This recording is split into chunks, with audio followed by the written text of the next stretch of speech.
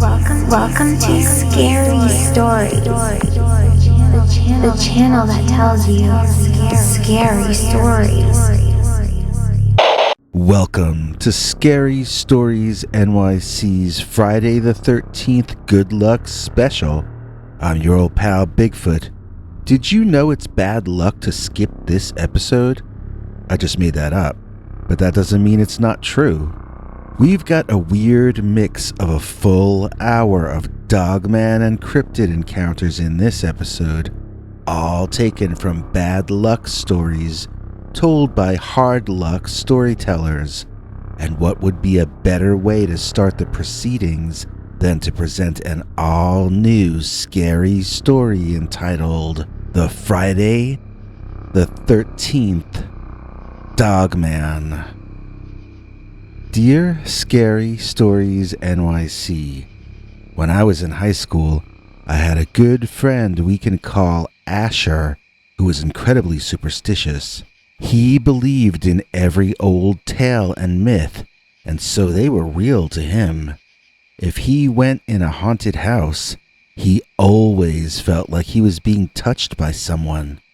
If it was Friday the 13th, he always had bad luck. He just believed in it all so strongly that there wasn't any way it wasn't going to happen to him. And then, as the best friend of the guy with the worst luck in the world, it would always end up doing something to mess up my life as well.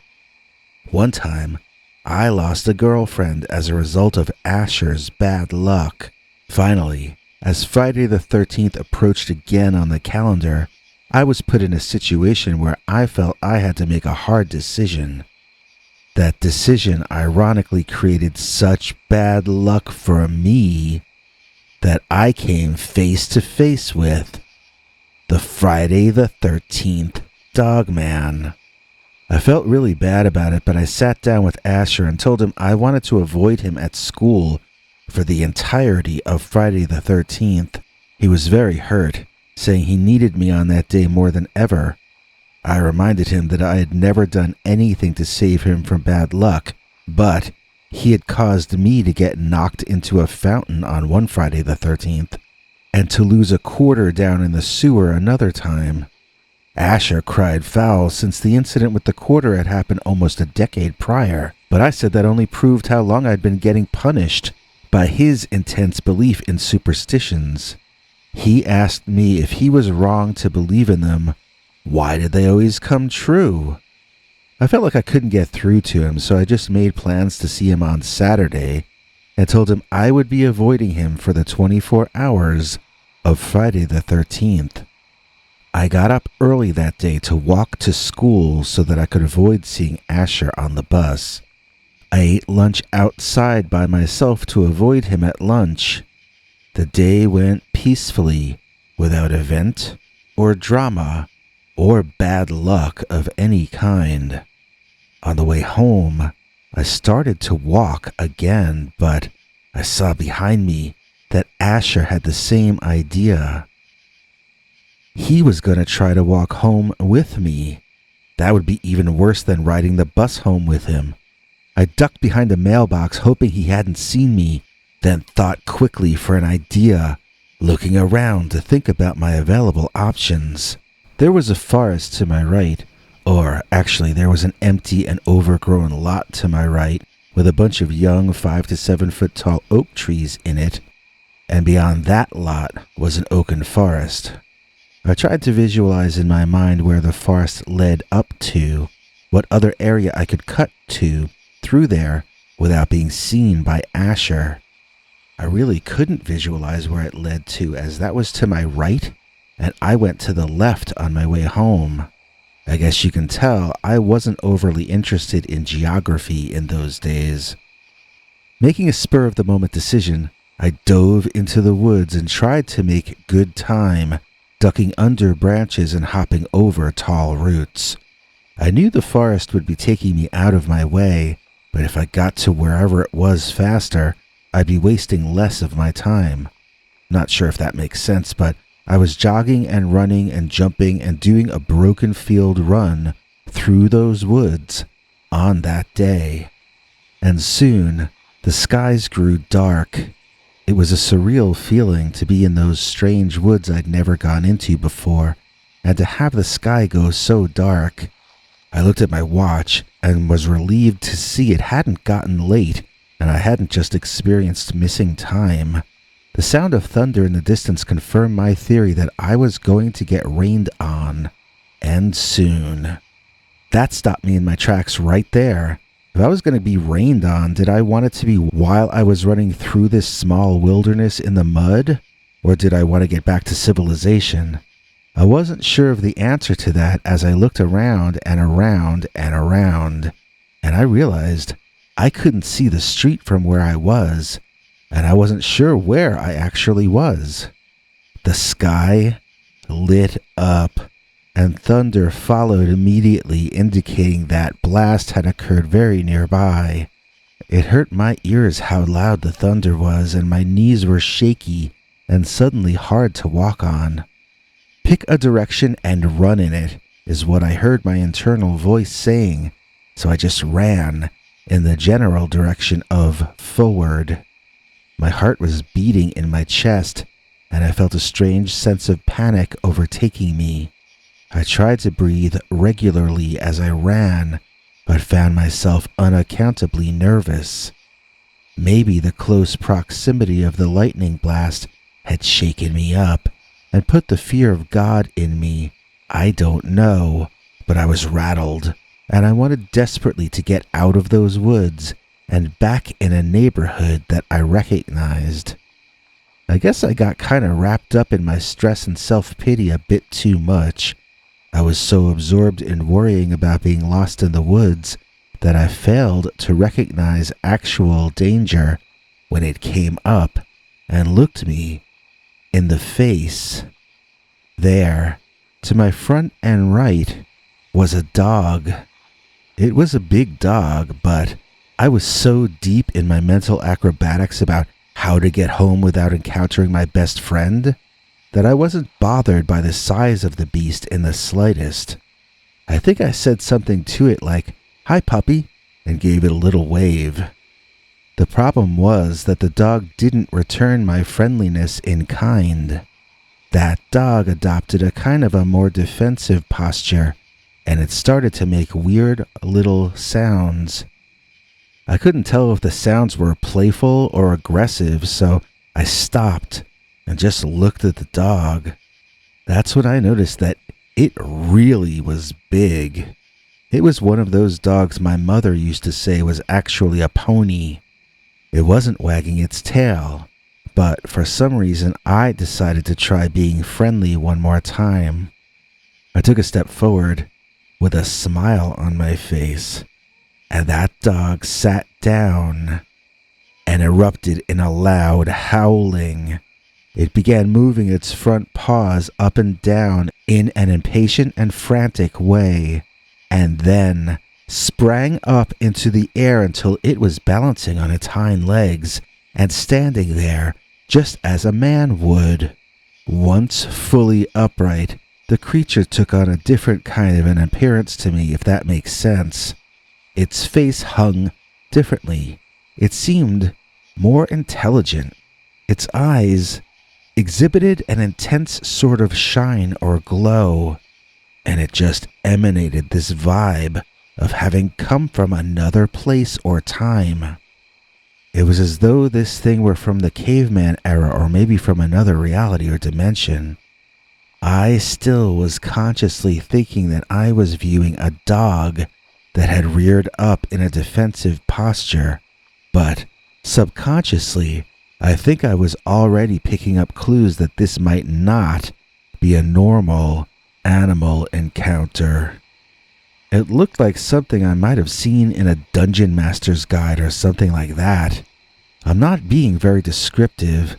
I guess I want to say it looked like a dog, and yet somehow it also didn't.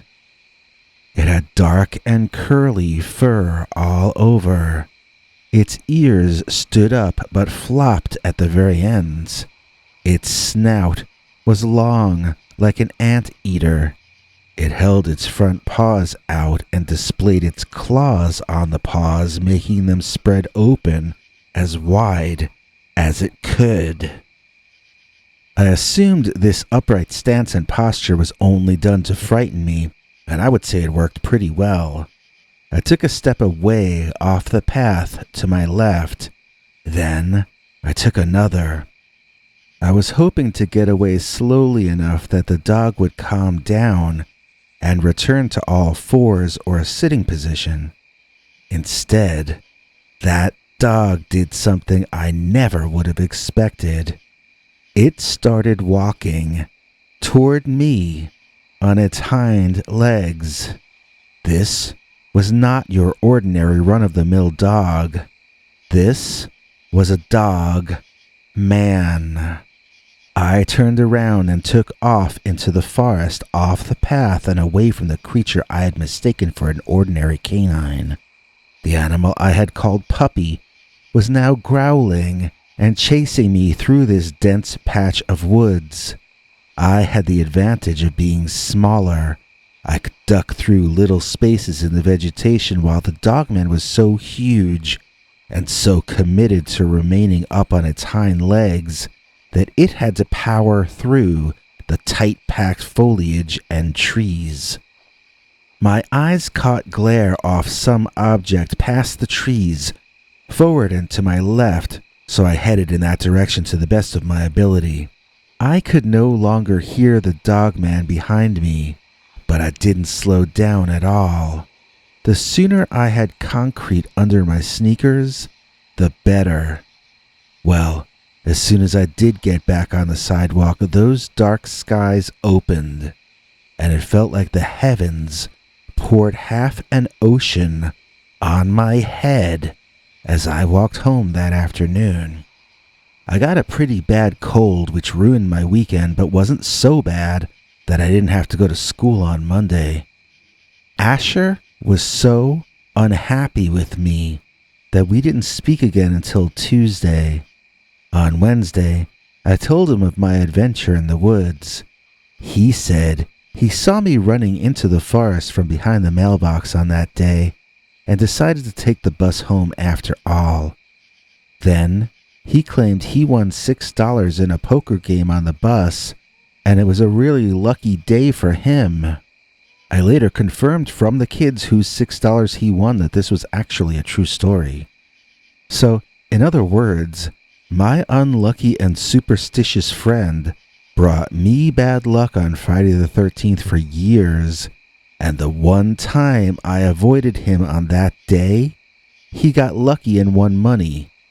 And I, while avoiding him, ended up almost getting eaten for dinner by a huge prehistoric-looking mythical predator. Asher thought that was so funny that he decided from then on he would avoid me each Friday the 13th.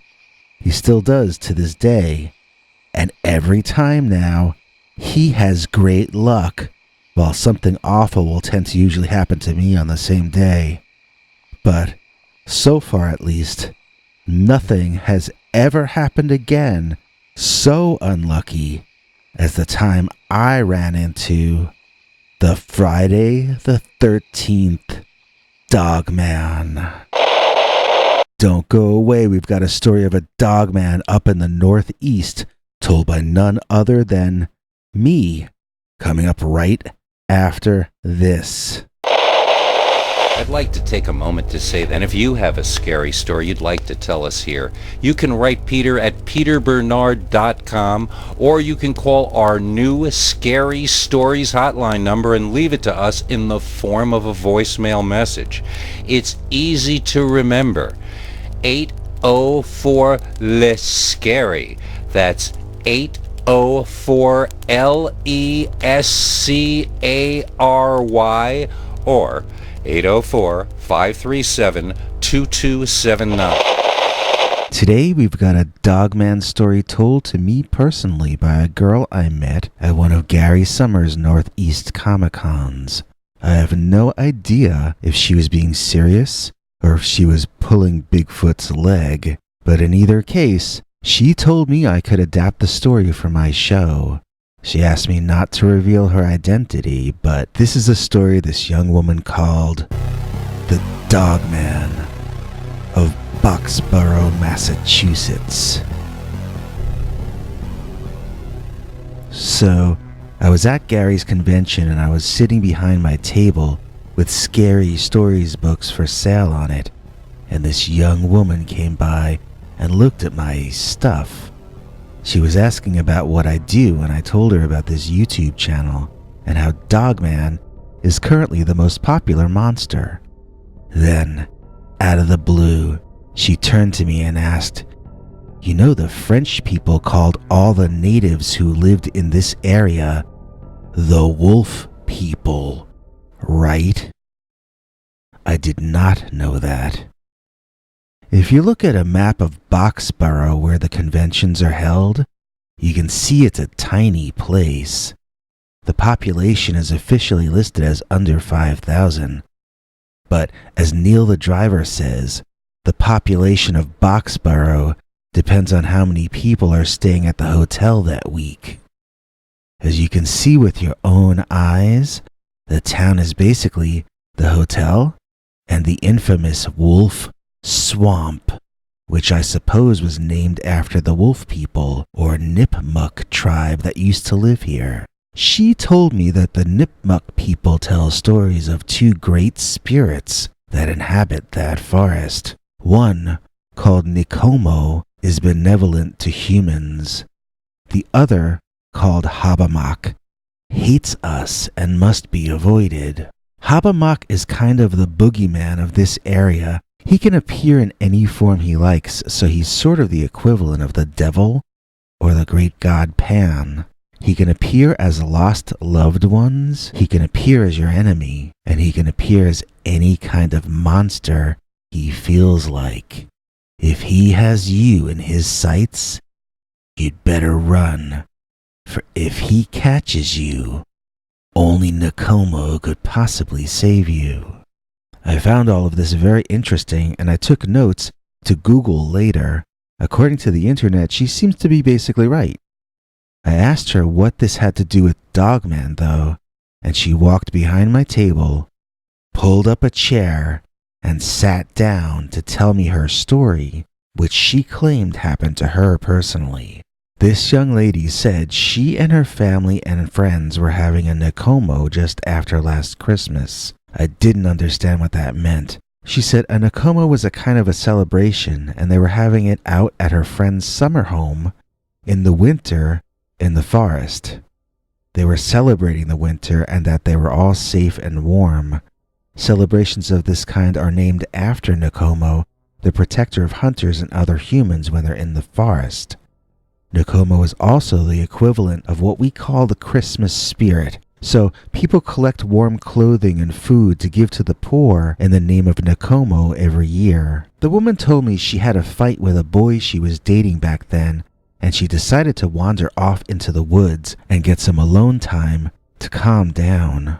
It was cold, but she had been drinking, so she didn't notice until she'd already wandered pretty far into the forest, and it had started to get dark. In one split second, she went from self-pity to abject fear as she turned around and realized she wasn't sure at all which was the correct way back to the party. Suddenly, the cold felt much colder and the evening seemed much darker, and she realized she had been careless. Making her way in the direction she hoped was toward the house, she walked as quietly as she could, listening for any sounds of music or partying that might help guide her back more quickly. That was when she started noticing noises in the forest, and they seemed to be coming from all around her. She heard branches being moved to her left. She heard footfalls behind her. There were leaves being crunched to her right. She hurried her steps and slowly broke into a run. She told me she thought she would never be as frightened as she was right then, but then she found out you can always be more frightened. and she says she was taught that lesson next as Habermas himself walked out of the woods directly in front of her and stared her right down as though he had been expecting her. I asked her how she knew it was Habermas and what it looked like. She told me I already knew what it looked like, that it looked like a werewolf.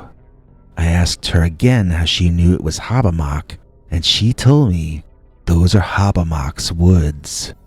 They've been Habermas woods since before Europeans came here, and they've been Habermas woods since before the Nipmuc were here as well. As long as there have been woods there, they've been Habermas woods. So I asked her if she would call anything strange in the woods around here Habermas, and she sighed and rolled her eyes. Only if it's Habermas, she explained as though I were slow.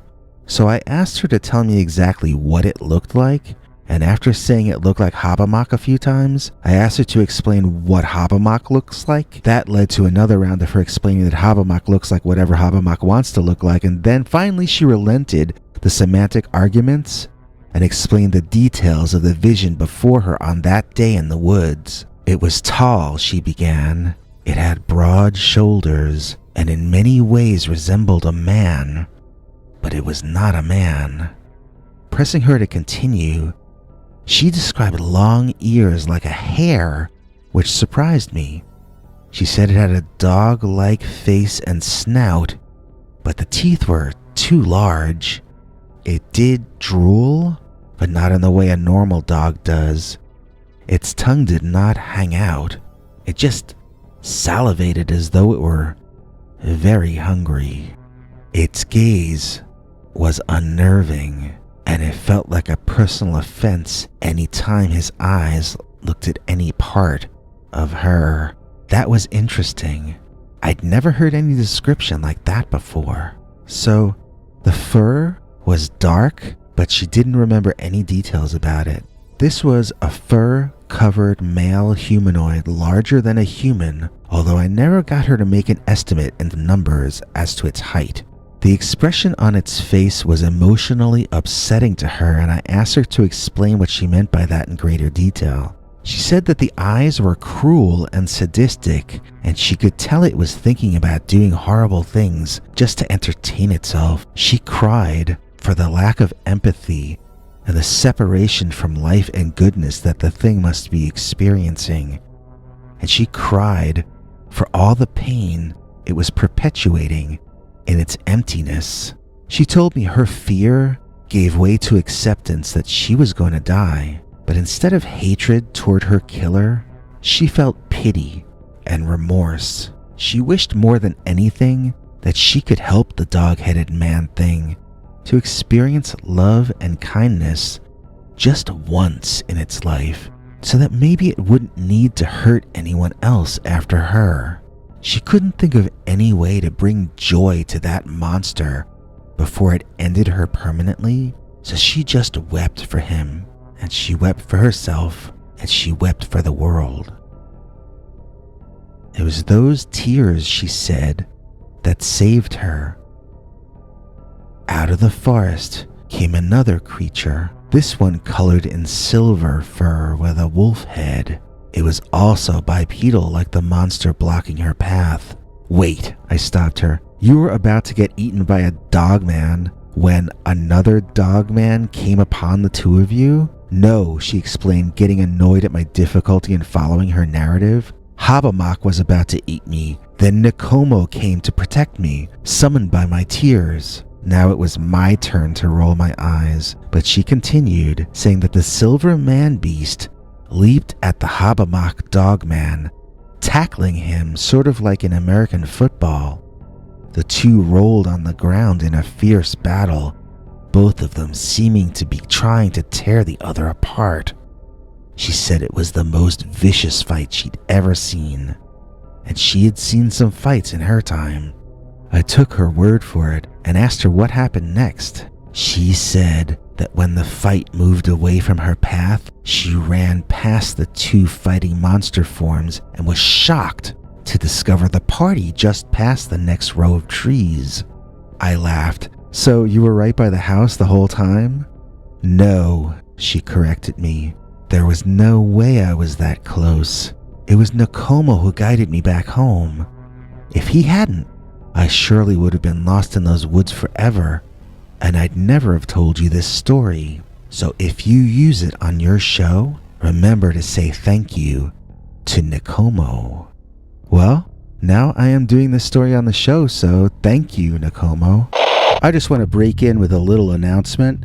Debbie American of Those American Girls will be appearing live in hologram form at the upcoming Northeast Comic-Con after Halloween this autumn. We'll have Debbie tell us a bit more about that soon, and I, your old pal Bigfoot, will also be launching a new comedy project with Debbie soon. Don't worry, it won't change anything here on Scary Stories. We've got some more Dogman stories coming up in this special, but first, let's hear a scary story about the Sasquatch.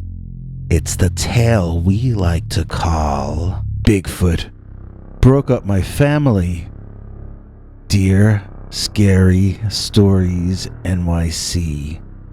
When we were growing up, my brother, let's call him Tom, and I used to disagree about Bigfoots and UFOs.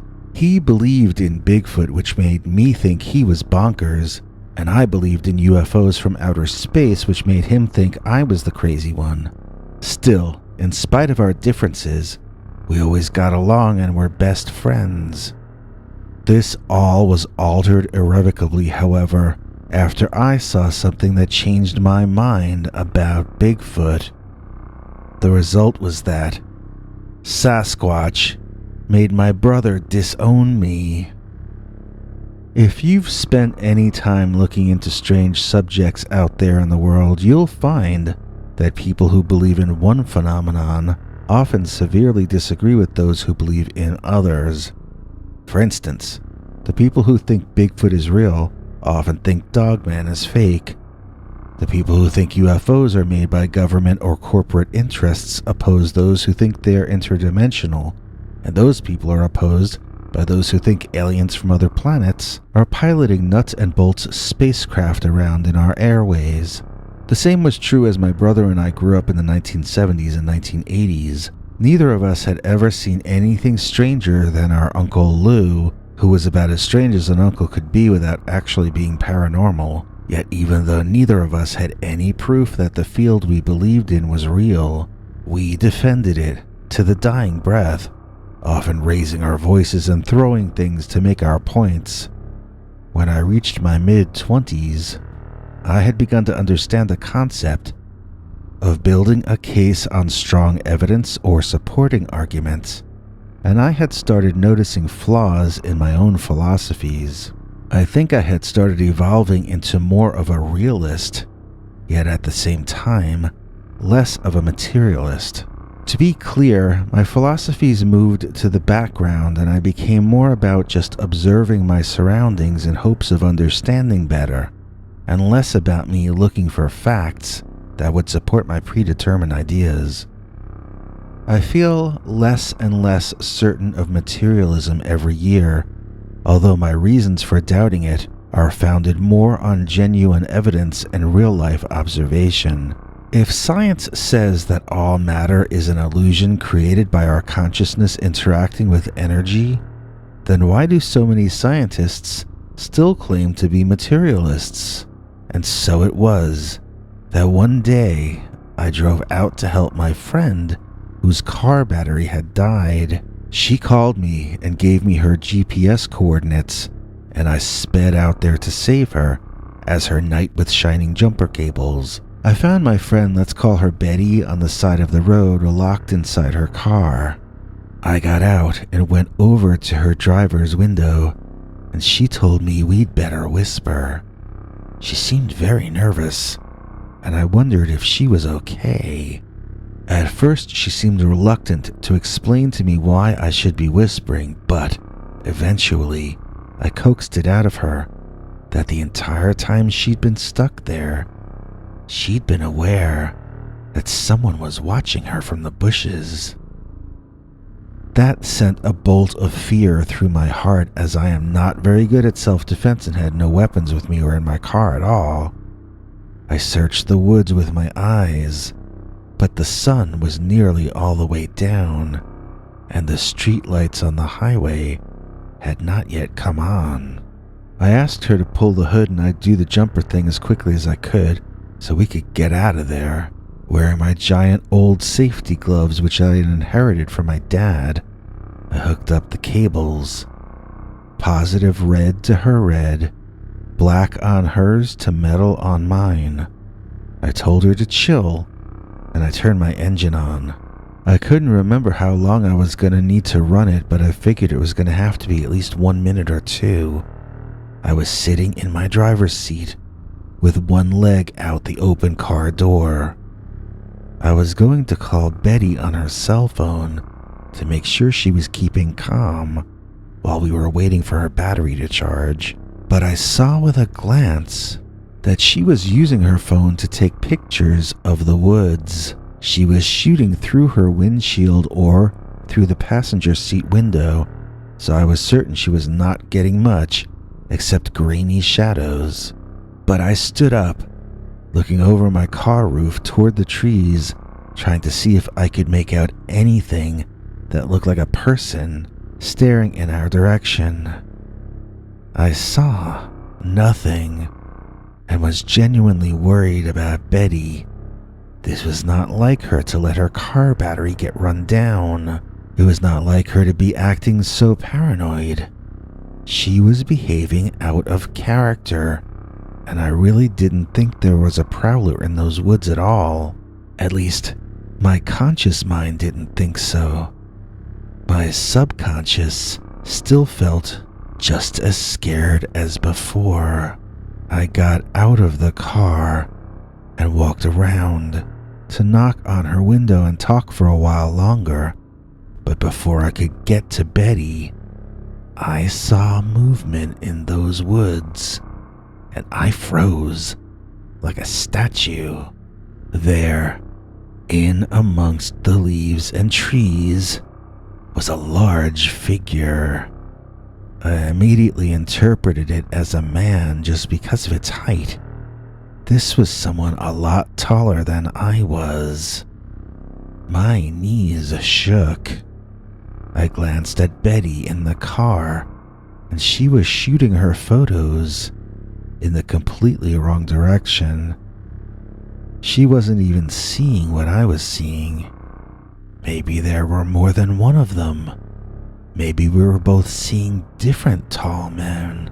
I jogged quickly over to Betty's car and knocked on the window.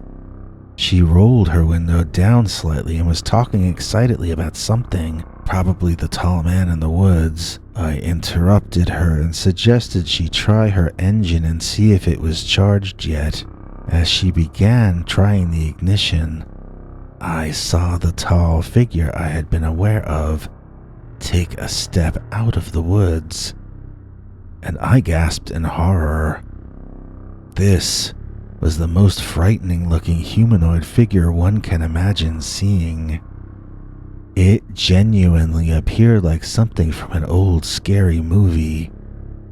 It had long, stringy hair hanging off of it. It looked like it had been bought at a Halloween store. I began to smell the thing at that point as well. It smelled like a man who had been working in the sun all day, then rolling in something nasty all night. I can't tell you how bad that thing smelled. Its eyes gave off bright eye shine, but I don't remember them being red like in a lot of cryptid reports. If this was a man, he was a very tall and very hairy man. The thing that mainly makes me think it was not human, even more than the incredible size, was the face. Although it was not an ape's face, it was not a human's face either. It resembled a primate in terms of the low hood over the eyes, the shape of the nose, the shape of the mouth, and the eye shine from the deep, dark eyes that had no whites. It resembled a human in the way the hair grew on its cheeks and chin into a long beard that swayed a bit in the night's breeze. Its forehead seemed too low, and its head came to a point on top. This did not seem like a very intelligent creature, and I discovered I was shaking all over now that it had me in its sights. I wanted to go home so badly, and I found it hard to think of what had to happen next. Tears were pouring out of my eyes, and I could hardly see what I was doing. I could hear that Betty's car had started, but I couldn't see if her window was still open. I undid the cables roughly from her car and tore them off mine as well. I shouted to her to drive. Then I dove into my car and I locked all my doors. There, by the woods, I could still see the giant hairy man with the eye shine, staring at me mutely. Betty did not drive. She was still taking photos of where the Bigfoot wasn't. I beeped the horn and I saw that large hairy humanoid react in an unhappy way to my beeping. It started heading toward me, and as ashamed as I am to admit it, I drove out of there, leaving my friend Betty behind. This guy was heading toward me and I had to get out of there. I drove to the next town, which was the nearest place I could make a legal U-turn, then headed back toward Betty. She was already gone before I got back, and there was no more sign of the Sasquatch or whatever that was. When I got home, she had already emailed me a bunch of her photos, but all I saw in them were dark, grainy leaves. I didn't bother to tell her what I had experienced because I sensed that she was going to be jealous, or that she would think I was being jealous and trying to steal her thunder. I figured since I didn't have definitive proof of what I'd seen, I would just let this be her Bigfoot sighting and not risk hurting her feelings. Where I made my mistake was that I thought it would be safe if I called my brother Tom up and told him all about what had happened. Once he heard the story, he reacted in much the way that I had expected Betty to react. We got into a shouting match. He accused me of mocking him with this story. Then he accused me of trying to steal his thunder, which contradicted his first accusation. He accused me of being jealous when it seemed to me that in fact he was the jealous one, jealous of me getting to see this creature that he wanted so badly to see. When he asked me what I was going to do with the sighting, I told him I was going to sit on it. This infuriated him to the point where he raised his voice and lectured me. He started telling me all the things he would do, how he would go back and try to cast footprints, how he would measure all the trees in the area and try to get an estimate on the actual size of the creature, that he would contact various investigative outfits, and that he would probably start a podcast or write a book or do both. I told him I would rather just chalk it up to one of those unexplained things about life and let it drop, and that upset him to the point where we really have not been in communication since. We never officially declared each other disowned, but he won't answer my calls or emails, and he avoids family gatherings he knows I will be at. In truth, I'd far rather have a brother than a Bigfoot sighting, so I would do anything to take back telling my brother about what I had seen that night. In my opinion, the most frightening thing of all about the Sasquatch is that Bigfoot broke up my family. In the description of this video, we've got a link to our new Scary Stories t-shirt.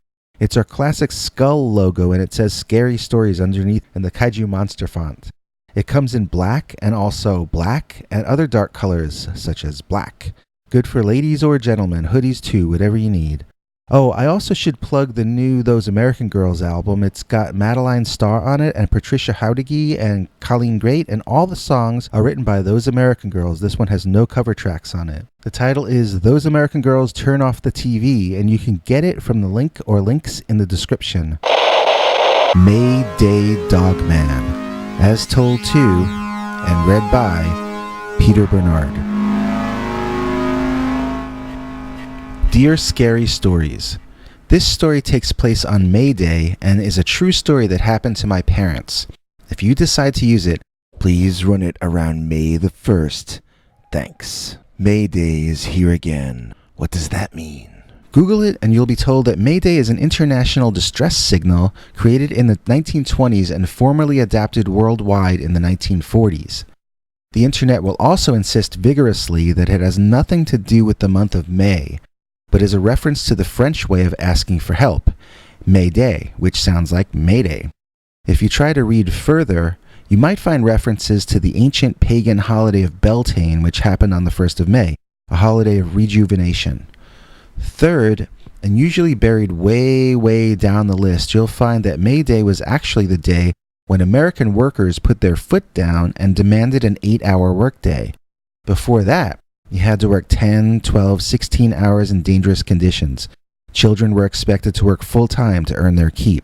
The average lifespan of a child laborer was his or her early 20s. This could have been your life too in 2019. Except a bunch of anarchist and socialist workers got together and insisted they be treated as human beings by the corporations of those days. In other words, the only reason we have 8-hour workdays now is because people who disagreed politically back then came together and united against the corporate class. They didn't smear each other all day on Twitter. They didn't call each other dehumanizing insults. They joined forces. And that's why now May the 1st, or May Day, is International Workers' Day. If you work for a living, May Day is a holiday to honor you.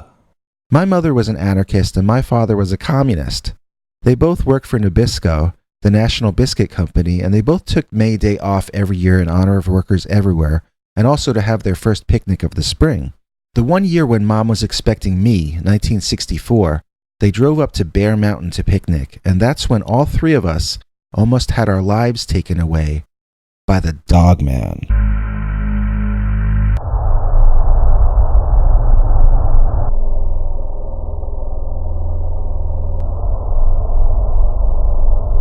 I say all three because my mother was carrying me at the time. It was fairly early on though. I don't know if she would have been showing yet, maybe just a little. So my parents drove upstate to Bear Mountain and found a secluded spot that looked like they could have their own private patch of forest to play in for the afternoon. Marching into the woods, each carrying a picnic basket, they were surprised that the trees didn't open up into a clearing as soon as they had thought they would. They had circled around the area before deciding on this location, and they had seen the clearing they wanted to picnic in with their own eyes from a distance. Both of them were certain they should already be there in the clearing, and yet they were still trudging through dense forest, which seemed to be getting denser and darker. They decided to retrace their steps back to the car and head off in a different direction. Clearly they had gotten turned around somehow. Now, when my mom would tell the story, she would talk about how she felt like everything was somehow off, and that she was frightened they wouldn't even make it back to their vehicle safely. Mom believed in magic and fairy tales. She was kind of a pantheist and felt like life and divinity were everywhere. They just weren't always interested in being on the same side as humans most of the time. My father, on the other hand, was a materialist and an atheist, and he never mentioned feelings when telling this story. He just said they retraced their steps, got back to the car, then stood there trying to imagine which would be the correct way to reach their destination. Soon, they found themselves back in the forest, not knowing once again if they were heading the correct way. My mother was terrified, my father determined. This time, however, they did find the clearing. It was a bright and sunny day. Mom tried her best to relax, but felt they were being watched from within the wood line the entire time. And not just from one direction either, but from all around. She decided not to ruin the afternoon and didn't mention this to my father. They had the best picnic that they could, and relaxed as much as possible. Mom packed enough food for 4 people and they barely ate half of it. Eventually they fell asleep after their meal and they had a little nap. When they awoke, It was beginning to get dark, and they realized they'd better make the long drive home. It was a Friday, and they were off the next day, but it was still a long drive back to the Bronx where they lived, and they'd better get going. Sleepily, they packed up their leftovers and headed back into the woods toward their car. Or so they thought. After about 5 minutes, they both began to wonder if they were heading in the right direction. It was a lot darker in the forest than in the clearing, and it was only going to get darker as the sun went further and further down. Mom was starting to panic, and she was convinced she was hearing other people walking through the woods. Dad wanted to go back to the clearing and get their bearings and start over, but Mom just wanted to alter their direction and walk faster. Dad compromised with Mom and did it her way, but he chose the direction. Then she chose the next direction. Then he chose the third. They had no idea if they were getting closer to their destination or further away. This was years before cell phones and GPS, and the tree cover eliminated any ability to see the sky and hazard a guess based on the stars. At some point in their panicked trek, Dad started hearing someone else following them too. He shouted into the woods that whoever it was should show themselves. There was silence for a few seconds. Even the crickets seemed to stop chirping. Then leaves rustled, and in the distance they could see trees moving side to side as something was advancing toward them. Something large. Both of them gave the exact same description for what came out of the woods. It was a giant, prehistoric, werewolf-type man monster. Both of them used terms like prehistoric because they felt this was a real creature and that it could be defined by science. They saw this as an earlier version of humanity, maybe evolved from dogs instead of from apes. I don't mean by ancient aliens, they were both Darwinists. They both were able to discuss the possible development of such a creature, and they both were able to describe the feeling of certainty that they were both about to be killed and eaten by this living nightmare. And so they ran. And the Dogman ran after them. My father admitted he was afraid that this is more frightening than escaping the enemy during the war. The creature toyed with them. It could have overtaken them any time if it wanted to, but it didn't. Mom was a mess, crying and shaking. Dad was having some trouble keeping it together himself. Suddenly there it was, in front of them. Even though it wasn't that cold a night, they said they could see its breath in front of it, as you would on a freezing night. The Dogman looked like a demon from hell, breathing heavily in front of them and glaring at them furiously. Mom and Dad, convinced now this was the end, studied the creature. It was like a man in most ways, but a man standing on the balls of its toes. Its legs appeared like a dog's legs because the back of the foot melded into the leg much more than a human's would, and was held off the ground. The arms were like a man's arms, held to the side, not in front like a dog's arms would be held. It did not look like it ever walked on all fours. It looked as though it always walked upright like a human. It was dark gray according to Mom, but brown according to Dad, so let's say maybe it was a warm gray.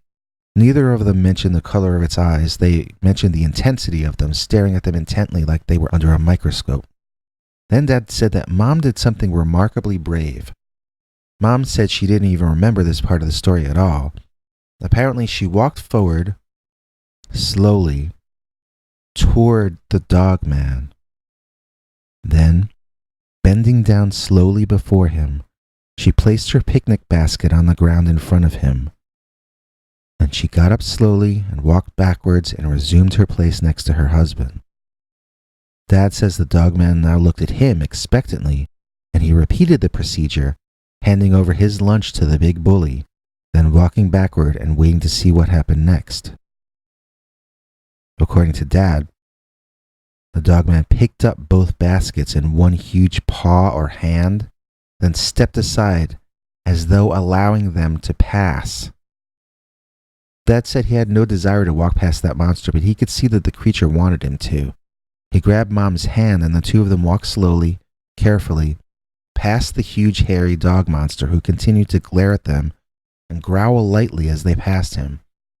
Dad said he smelled like the monkey cage at the zoo, and his breath smelled like death. Mom has no memory of any of this part of the story. Her mind has blocked the trauma of it entirely. And so, off they went, past the Dogman, having no idea where they were headed. The trees parted, and there was the car. Dad said that Mom fainted at that point, probably from relief, and he had to carry her back and then drive home. After that, their May Day picnics were always held in the park near our house. That's where I remember picnics being held when I was a kid. I never got to see the Dogman myself, but every year on May Day, after dinner and over some toasted marshmallows on sticks, they would tell me the story again of the May Day that almost ended everything for all three of us. The May Day when my parents got stalked by the Dogman. Do you have a scary story you want us to read on the show? Just call our voicemail hotline, 804-LIST-SCARY. That's 804-537-2279. And now for something completely scary. Dog-headed swamp monster, as told to and read by Peter Bernard. I grew up near Fouke, Arkansas, home of the famous Boggy Creek monster. We grew up both scared of Bigfoot and weirdly proud of him since he attracted tourists to the area and they spent money. But hardly anyone around here actually sees a Bigfoot. When I was a teenager, a bunch of us got brave one night and went out searching through the swamps at night for the Fouke monster. What we found instead puts the old monkey man to shame. What we found, or what found us, was the most frightening thing I could ever imagine. It was some sort of freak of nature, both a wolf or hound and a human being at the same time.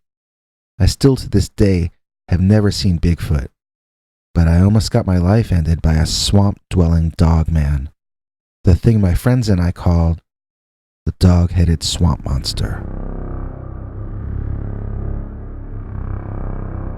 Now, this happened around 14 years ago, like 2004-ish. We did talk about it to our family and friends, but they laughed at us and we stopped talking pretty quick. I've been reading and listening online about Dogman, and I know that in the past people would actually report sightings of strange creatures to the authorities. These days people are more likely to report it on a podcast than a police station, and for that reason I think that's why fewer people believe any of the tales. Other than torn and muddy clothes, we didn't have any evidence that what happened to us really happened. One of my friends suggested we tell Linda Godfrey, who had written a book about upright walking canids. We felt she most likely would have wanted us to reveal our names.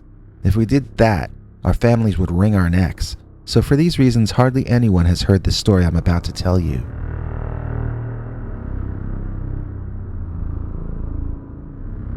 We felt we were super prepared for the evening because we had a video camera with us that had green night vision on it.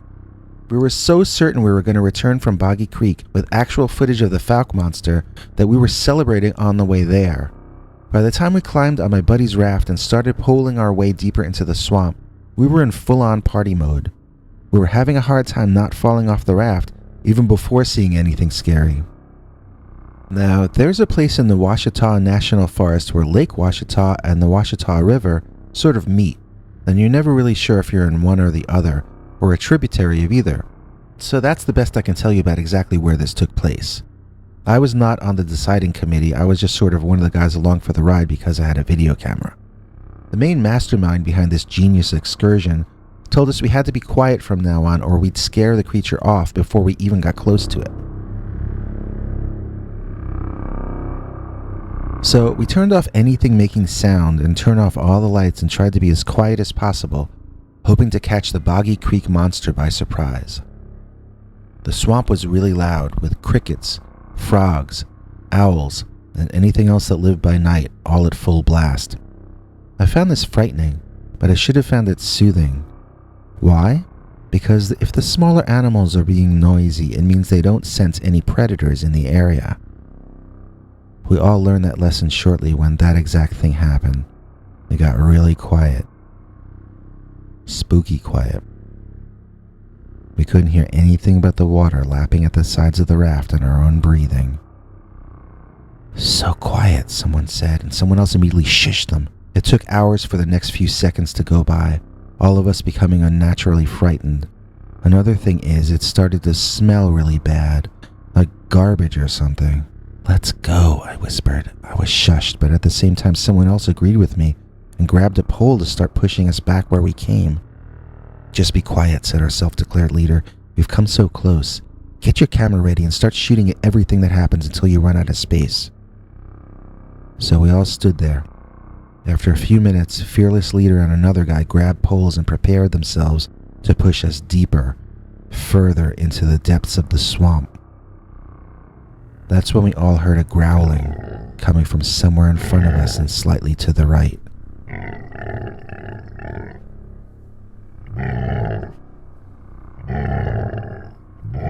I should explain that we were going down a somewhat narrow tributary, and sometimes it looked like a river between two areas of land, and other times it looked like we were sailing between small muddy islands. All outcroppings of land above the level of the water were covered in trees packed too thick to see into at all, not even with the night vision.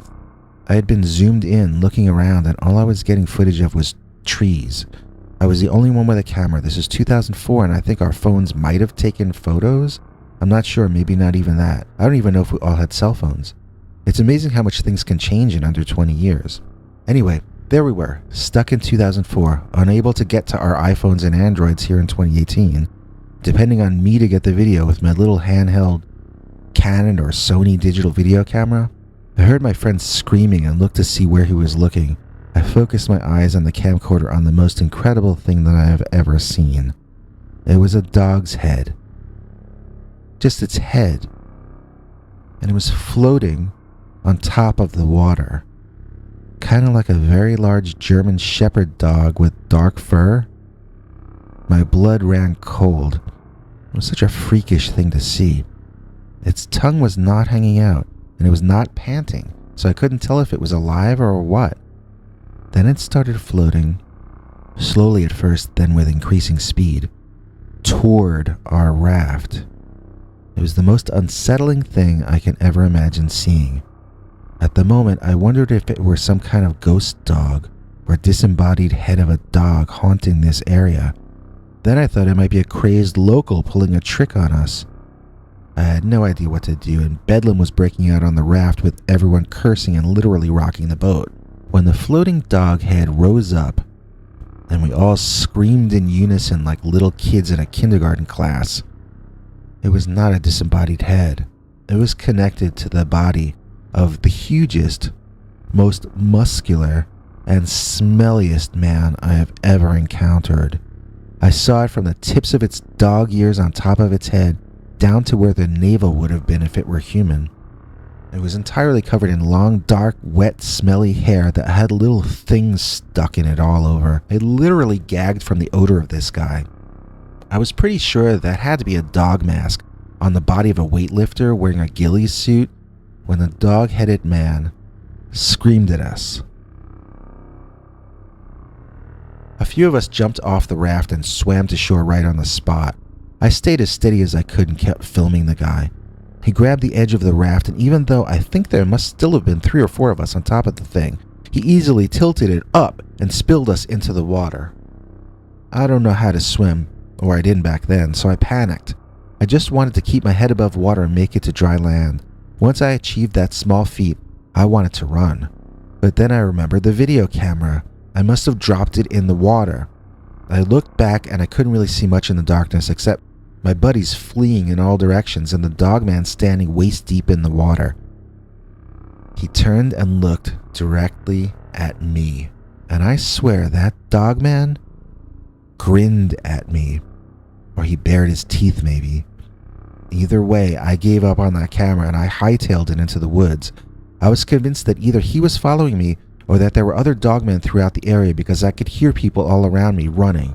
I just ran myself, terrified. After I got out of the woods both literally and figuratively, I found a campsite and I called out to the campers asking where I could find a ranger station or something.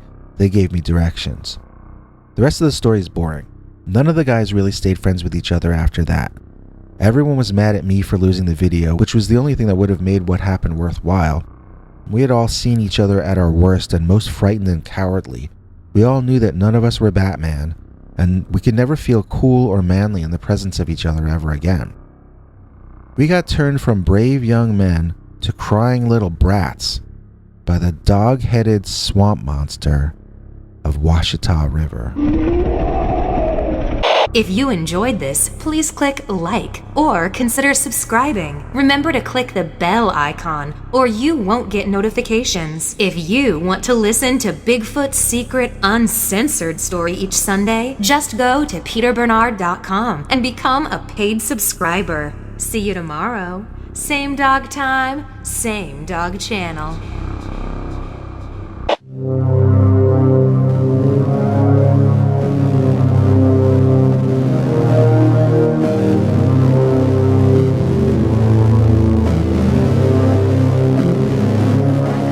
Come back for more scary stories.